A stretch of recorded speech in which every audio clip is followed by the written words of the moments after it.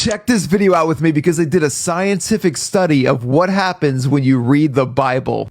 All right, let's see it.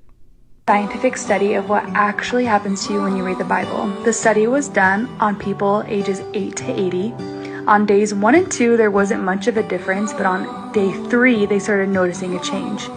Here are the stats of what actually happened when the people read the Bible 4 times a week or more. Loneliness went down 30%. Bitterness went down 43%. Anger went down 32%. Alcoholism went down 42%. And watching pornography went down 60%. So no such experiment has ever been conducted, at least not the way this video explains, and not with the outcomes that this video reports. Because this video makes it sound like a bunch of scientists took people who didn't read the Bible regularly and said, hey, you're going to read the Bible every day and we're going to watch what happens. And after day 1 and day 2, nothing happened, but then suddenly, after 3 days of reading the Bible, there were all these behavioral changes. And no such experiment was ever conducted.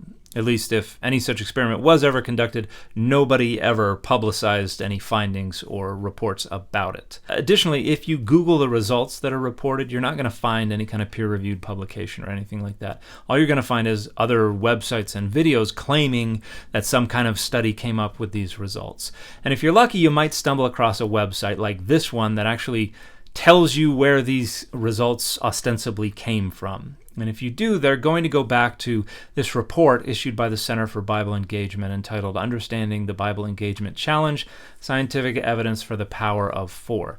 But you're not going to find all the results that are being reported. If you read through that report, it says absolutely nothing about loneliness, about bitterness, about resolution of anger issues or anything like that. There are results related to getting drunk or smoking or viewing pornography. But what was the actual study that they did?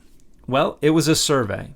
They contacted somewhere around 40,000 Americans ranging in age from 8 to over 80, and they asked them how many days a week they read the Bible, and then they asked them about other behaviors. And then they just identified correlation. So those who read the Bible 1 day a week or 2 days a week didn't really have any statistically significant behavioral differences from those who read the Bible 0 days a week. Those who read the Bible 3 days a week had a little bit more, but it wasn't until we got to those who read the Bible 4 days a week or more, so a majority of the days of the week, that suddenly there were statistically significant behavioral differences associated with things like whether or not they drank, whether or not they gambled, whether or not they viewed pornography, whether or not they smoked. And this is not saying anything about causation. This is just identifying correlations. And one thing to note here is that reading the Bible the majority of the days of the week is a behavior just like not gambling, not smoking, not getting drunk.